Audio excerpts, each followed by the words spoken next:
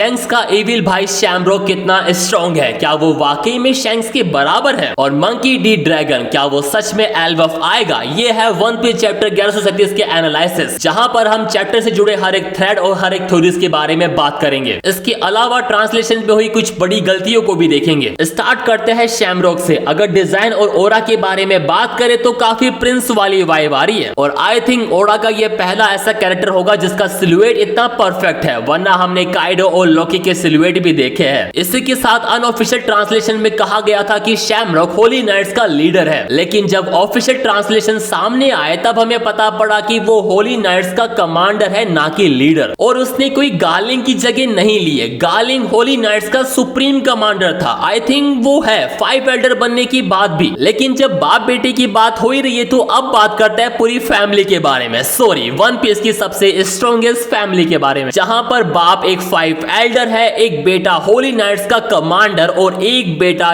यांको। लेकिन ये only family नहीं है जो वन पीस में अभी स्ट्रॉन्ग है। मंकी डी फैमिली भी तो है, जहां पर एक नेवी का लीजेंड है और एक रेवोल्यूशनरी आर्मी का लीडर, और बेटा तो यांको है जिसे किंग ऑफ द पायरेट बनना है। और स्ट्रॉन्गनेस की बात हो ही रही है तो शैंक्स और शैमरॉक को भी कंपेयर कर लेते हैं। क्या शैमरॉक वाकई में शैंक्स के बराबर है? जिसका आंसर है नहीं। इसका एक सिंपल रीजन है, क्योंकि वन पीस में ये परंपरा, प्रतिष्ठा और अनुशासन है कि स्ट्रॉन्ग प्लेयर की एंट्री हमेशा बाद में होती है। चाहे आप कोई सा भी आर्क उठा के देख लो, ज्यादा पीछे मत जाओ, एगहेड को ही देख लो। पहले किजारू सब कुछ अकेला हैंडल करने की कोशिश करता है, लेकिन जब उससे भी कुछ नहीं होता तब सैटर्न आता है, और जब उससे भी कुछ नहीं होता तब बाकी के गोरोसी आते हैं। मैं ये नहीं कह रहा कि वो स्ट्रॉन्ग नहीं है, लेकिन शैंक्स के बराबर तो बिल्कुल भी नहीं है। पर इससे एक बात तो क्लियर है कि एल्बफ का मेन विलन तो कोई और ही है। लेकिन अभी तो हमारा एल्बफ को लेकर ही एजेंडा क्लियर नहीं है। पहले हम लोकी को लेकर कंफ्यूजन में थे कि वो अच्छा है या बुरा, लेकिन अब उसके बापों को लेकर कंफ्यूजन है। देखो, किंग हेराल्ड एक ऐसा बंदा था जो वॉयलेंस के अगेंस्ट था, जस्ट लाइक ड्रैगन। यहाँ तक कि उसने अपने हॉर्न्स को भी उखाड़ फेंका था। पर 14 साल पहले जब लोकी और उसके बीच में बैटल हुई तो किंग हेराल्ड और सो के आसपास जायंट मारे गए थे। केवल लोकी और ज़ारुल ही सरवाइव कर पाए थे। लेकिन किंग हेराल्ड ने पिक्चर में जो स्कोर पकड़ी हुई है वो बिल्कुल वैसी लग रही है जो ज़ारुल के सर में है। अब वो खुद तो अपने सर में तलवार नहीं घुसाएगा, ये साफ है कि उसे किसी ने मारा है। अब ये काम लोकी तो बिल्कुल भी नहीं कर सकता, क्योंकि हमने देखा है कि उसके पास हैमर है, वो कोई स्क्वाड मैन नहीं है। अब इसको लेकर कई थ्योरीज बन सकती है, लाइक लोकी ने अपने फादर को नहीं मारा, यहाँ पर इंपोस्टर ज़ारुल है। हो सकता है कि ज़ारुल किंग हेराल्ड को मारने जा रहा हो और हेराल्ड ने अपने आप को बचाने के चक्कर में उसके सर में स्कोर घुसा दी, जिस वजह से उसको अब मेमोरी डिसऑर्डर हो गया है। लेकिन मेरे अकॉर्डिंग ये थ्रेड काफी बकवास है, क्योंकि ज़ारुल का कैरेक्टर ऐसा बिल्कुल भी नहीं लगता कि वो किसी को चीट कर सके। पर ये हो सकता है कि जब वो 5 एल्डर में से किसी को देखे तो शायद उसे कुछ पुरानी बातें याद आ जाए, जैसा रोबिन के साथ हुआ था एगहेड में जब उसने सैटर्न की आवाज सुनी थी। यहाँ तक कि एक थ्योरी ये भी है कि वर्ल्ड गवर्नमेंट ने किंग हेराल्ड को मारा है और उसका इंजाम लोकी के सर पर डाल दिया, जैसे वो हमेशा करते हैं। लाइक वेगापंक को मारकर उसका इंजाम लूफी के सर पर लगा दिया, वैसे ही ऐसी कई और थ्योरीज है। पर जब ये रिवील होगा कि किंग हेराल्ड को किसने मारा, आई बेट वहां से एल्बफ आर्क बदल जाएगा। लेकिन किंग हेराल्ड को किसी ने भी मारा हो, उसकी वाइब बिल्कुल काइडो जैसी लग रही है। इसको लेकर एक थ्रेड है कि काइडो किंग हेराल्ड का ग्रेट ग्रैंडसन है, पर हेराल्ड की वाइफ गोरोसी की वर्कुरी से भी काफी मैच हो रही है, बस उसके पास बियर्ड नहीं है। किंग हेराल्ड की पर्सनैलिटी के बारे में तो हमें काफी कुछ पता है, लेकिन लोकी को लेकर अभी भी कंफ्यूजन है। वन पीस फैंस अभी 2 कम्युनिटीज में डिवाइड हो गए। एक कम्युनिटी मानती है कि लोकी बैड है और एक कम्युनिटी मानती है कि वो अच्छा है। हम दोनों पर ही बात करेंगे। पहले मान लेते हैं कि लोकी बुरा है, क्योंकि उसने एक डेविल फ्रूट के लिए अपने फादर को मार दिया और अब उसका प्लान इस पूरी दुनिया को डिस्ट्रॉय करने का है। पर मैं बता दूं कि वन पीस वर्ल्ड में केवल 3 ही चीज ऐसी है जो पूरे वर्ल्ड को डिस्ट्रॉय करने की ताकत रखती है। फर्स्ट ईमू, सेकंड नीका और थर्ड एशियन वेपन। तो मुझे लग रहा है कि एक एशियन वेपन एल्बफ में कहीं छुपा हुआ है और लोकी को उसके बारे में पता है, इसलिए वो हमेशा इस वर्ल्ड को डिस्ट्रॉय करने की बात करता है। लेकिन जो बंदा शैंक्स से हार गया वो इस पूरी दुनिया का अंत कैसे कर सकता है? इसलिए मुझे लगता है कि वो कुछ ऐसा जानता है जिससे वो इस पूरी दुनिया को अंत तक ले जा सकता है। अब मान लेते हैं कि वो एक अच्छा बंदा है, क्योंकि उससे जानवर प्यार करते हैं, उसके सब कोऑर्डिनेटर उसकी केयर करते हैं, और गनको से इतना पिटने के बाद भी वो सेलेस्टियल ड्रैगन नहीं बनना चाहता, जबकि उसके पास एक अच्छी अपॉर्चुनिटी है कि वो फ्री हो सकता है। उसे लूफी का वेट करने की जरूरत नहीं है। पर ये भी हो सकता है कि वो एल्बफ से जाना ही नहीं चाहता हो। क्या पता उसे किसी से बदला लेना हो या फिर कोई ऐसी चीज जो एल्बफ में है और लोकी को उसके बारे में पता है, क्योंकि किंग हेराल्ड की डेथ 14 साल पहले हुई थी। यानी लोकी के पास 8 साल थे अपने डेविल फ्रूट को जगाने के लिए। उसने 8 सालों में कुछ और तो किया ही होगा, और अगर वो वाकई में अच्छा होता तो बिग मामा उसको अपना एली बनाने की क्यों सोचती। लेकिन अभी तो गनको है जो लोकी को अपने साथ मिलाना चाहती है, पर उसकी पावर को लेकर सबके मन में डाउट है। गनको की एबिलिटी काफी वर्सेटाइल और अनप्रेडिक्टेबल है। उसका डेविल फ्रूट एरोस की मूवमेंट्स को मैनिपुलेट करने और सेल्फ डिफेंस में काफी पावरफुल है, और अवेकनिंग के साथ और ज्यादा पोटेंशियल दिखा सकता है। उसकी पावर्स मुझे एक्सेलेरेटर की याद दिलाती है जो वेक्टर्स को कंट्रोल करता है। वो बुलेट्स, हीट और इलेक्ट्रिसिटी के वेक्टर्स को मैनिपुलेट कर सकता है, जो डिफेंसिव और ऑफेंसिव दोनों तरीके से काम करता है, जो दिखा रहा है कि ये बंदी रॉबिन के बराबर तो स्ट्रॉन्ग है। पर कई थ्रेड बन रहे कि गनको की पावर ईमू की पावर की सिमिलर है, क्योंकि एपिसोड 1119 में जब साबो किंग कोबरा को बचाने की कोशिश कर रहा था तो उसे कुछ ऐसे ही एरो लगे थे, पर मुझे लगता है कि वो ईमू की पावर नहीं थी। हो सकता है कि वो गनको ही हो जो ईमू बनकर वहां पर आई हो और उसने ही कोबरा को मारा हो। ये बस मेरा एक गैस है, जो गनको को लूफी की मॉम बताने से तो अच्छा ही है। हाँ, मैं गलत भी हो सकता हूँ, पर चैप्टर की ट्रांसलेशन में कुछ ऐसी गलतियां हैं जो पूरे चैप्टर की मीनिंग को बदल सकती है। जैसे कि इस टीसीबी पैनल में जोरो ने कहा कि इसके लिए वाकई में एक जबरदस्त डिस्ट्रक्टिव पावर की जरूरत पड़ी होगी, लेकिन विस ट्रांसलेशंस के अकॉर्डिंग जोरो यहाँ पर बस डिस्ट्रक्टिव की बात कर रहा है, ना कि ये डिस्ट्रक्टिव किसने किया। इसलिए हम इस पूरी तबाही का कोस सिर्फ लोकी को तो नहीं मान सकते। इसके बाद इस पैनल के टीसीबी और विस ट्रांसलेशंस को कंपेयर करके देखो, जहां पर साफ दिख रहा है कि जारुल को अब हेराल्ड के गार्ड में से एक होने का क्लू नहीं दिया गया, और ओरस कैसल में घुसने के नियम अब एक जनरल आर्ग्यूमेंट के रूप में दिखाया गया है, ना कि एक पाबंदी के रूप में। उसके बाद इस पैनल के टीसीबी ट्रांसलेशंस में कहा गया है कि किंग हेराल्ड की डेथ के बाद पूरी कंट्री डिस्पेयर हो गई, लेकिन विस ट्रांसलेशंस के अकॉर्डिंग वो बस चौक थे, जो एक नॉर्मल बात है। अब इस पैनल के ट्रांसलेशन को भी कंपेयर करो, यहाँ पर साफ लिखा हुआ है कि हजरुद्दीन की माँ को सिर्फ एल्बफ से निकाला नहीं गया था, बल्कि टॉर्चर भी किया गया था। लेकिन हर बार विस ट्रांसलेशन सही हो ये जरूरी भी नहीं है। जैसे कि इस पैनल को देखो, जहां लोकी कहता है कि मैंने पहले ही कहा था कि मैं हिल नहीं सकता, फिर शैमरोक कहता है कि रिजल्ट वही होगा चाहे तुम हिल सकते हो या नहीं। इसमें शैमरोक की स्पीच स्टाइल ज्यादा फॉर्मल है, लूसी की स्टाइल की तरह, और ये शैंक जितना कैजुअल भी नहीं है। शैमरोक को होली नाइट्स का एक कमांडर कंफर्म किया गया है, लेकिन गन को उससे पोलाइट लैंग्वेज में तो बात नहीं कर रही है। तो मैं कह सकता हूं कि पैनल में टीसीबी के ट्रांसलेशन सही है कंपेयर टू विज। अब बात करते हैं चैप्टर की पीक क्वेश्चन की, क्या वाकई में ड्रैगन एल्बफ में आएगा? क्योंकि चैप्टर के एंड में ओडा ने एक नोट छोड़ा है कि गॉड नाइट इज मोबिलाइज, और ड्रैगन ने भी कहा था कि अगर होली नाइट्स मोबिलाइज होते हैं तो फाइट शुरू हो जाएगी। पर इन सब का ये तो मतलब नहीं है कि ड्रैगन एल्बफ में आएगा,